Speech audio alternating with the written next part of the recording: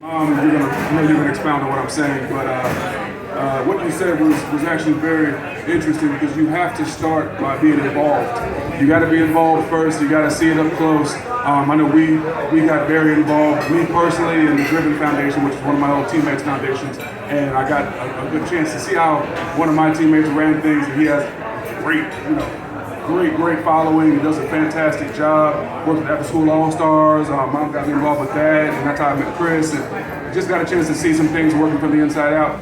That helps to understand more and more the operations, right? But nothing starts without a passion. So whatever you're passionate about, if you want to find your own lane and be specific to something that's in your heart and that's something you're passionate about, that's all that matters. You'll put the work in because you care about it, because you love it. As long as you care about it and you love it, it's going to happen. Now, Mom, she can speak to the X's and O's of it all, but it all starts with having a narrow focus and a passion. Knowing this is the lane I want to be in, this is what I care about, this is what I love. And then it's funny how people start to out of nowhere pop out of the woodworks to help you out, and it really is a blessing. But people kind of feed off of your energy and your passion, so you got to have those two things to start. And a good lawyer. And a good lawyer. No, but seriously, I taught operations for nonprofits at Columbus State. What I will tell you is, as a nonprofit, you are actually an extension of the government. What you are doing is taking over that piece.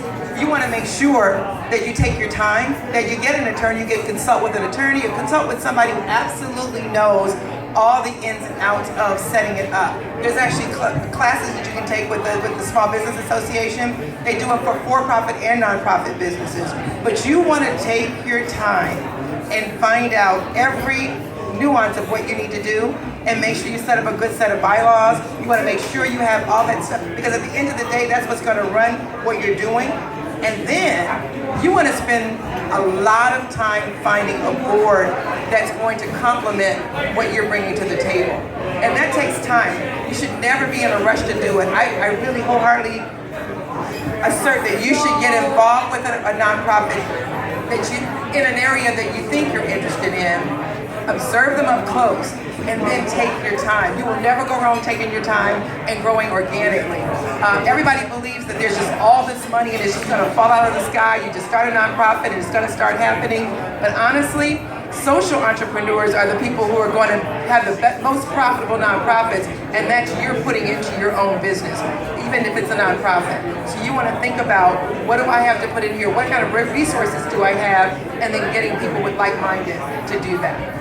Had like interest, but he also had a passion for helping you to understand what your gifts were.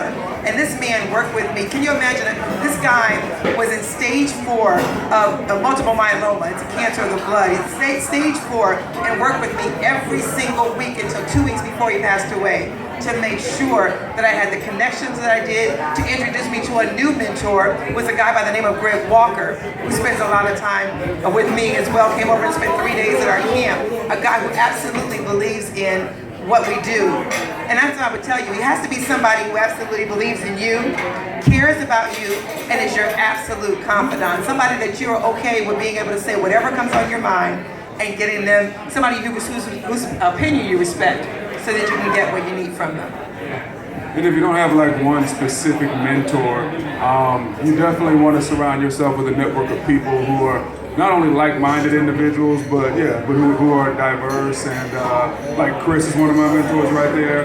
And believe it or not, as crazy as he is, I run a lot of my ideas by him. And you talk about a sharp guy who knows a little bit of everything, and especially when it comes to legal stuff, but also knows a lot of people who can help you. And the key is just finding the pieces that fit and having somebody who can help you kind of connect the dots and move forward in whatever your goals are.